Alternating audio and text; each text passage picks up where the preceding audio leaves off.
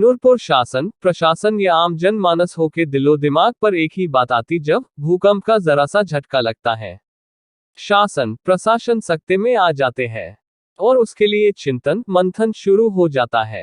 आज ये बात हिमाचल प्रदेश समर्पण एसोसिएशन की अध्यक्षा व समाज सेविका अनीता शर्मा ने नूरपुर में एक प्रोग्राम में कही। उन्होंने कहा कि जबकि आए दिन कोई न कोई आपदा का कहर बेजुबान जानवरों व जनमानस के साथ होता रहता है और आए दिन कोई न कोई दुर्घटना सड़क पर लावारिस पशुओं के कारण होती रहती है, जिसकी वजह से पशु और इंसान तक को अपने परिवारों से बिछड़ना पड़ता है तथा कई बच्चों को अनाथ होना पड़ रहा है। अनीता शर्मा ने कहा कि इस तरीकों की आपदाएं आए दिन होती रहती है जिसको इतनी गहराई से नहीं लिया जाता है और आपदाएं बती जा रही है। कईयों की लावारिस पशु बारिश में हर जगह कीचड़ होने के कारण और बिना आशियाने के सूखी व पक्की सड़क पर बैठने को मजबूर हैं और जिसके चलते रात को तेज गति से आते वाहनों के चालकों को उनका दिखाई न देना दोनों की जान को खतरा व आपदा को बुलावा देना है, जिसके दुखद परिणाम आते हैं। उन्होंने कहा कि प्रशासन को इस आपदा से बचने के लिए इससे आपदा प्रबंधन के साथ आग्रह है कि आपदा कम करने के लिए लावारिस पशुओं के गले में रेडियम रिफ्लेक्टर बेल्ट डलवाई जाए ताकि रात को सड़क पर बैठे पशु का पता चल सके और आए दिन होती दुर्घटनाओं से बचा जा सके। उन्होंने कहा कि इसका सारा प्रबंधन सरकार आपदा प्रबंधन से करवाए। नेशनल हाईवेज व राज्य लोक निर्माण विभाग की पक्की सड़कों के किनारे कूड़े की गंदगी देश के स्वच्छता अभियान पर एक प्रश्न धरातल पर खड़ा करती है, लेकिन कोई भी विभाग इसमें अपनी ड्यूटियां देने में आनाकानी कर रहा है। सरकार एक है तो फिर विभाग क्यों नहीं जागरूक हो रहा है।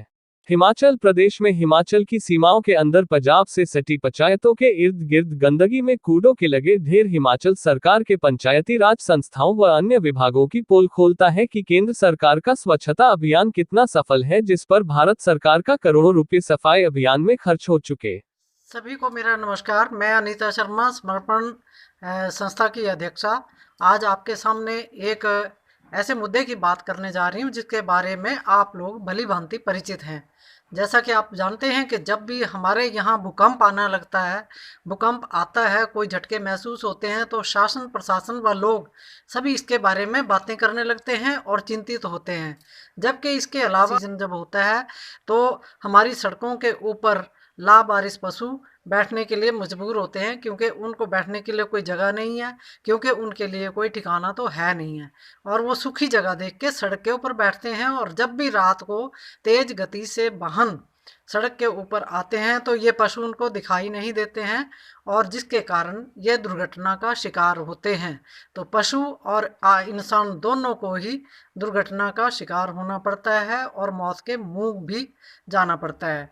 तो मेरा आज इस मुद्दे को लेकर शासन व प्रशासन से ये अनुरोध है कि आपदा प्रबंधन के तहत इन लावारिस पशुओं के लिए रेडियम रिफ्लेक्टर बेल्ट का प्रावधान किया जाए और इनके गले में उसको डलवाया जाए, ताकि आने जाने वाले लोगों को असुविधा का सामना ना हो और इन पशुओं को भी मौत के मुंह ना जाना पड़े और ये पशु भी जख्मी ना हो।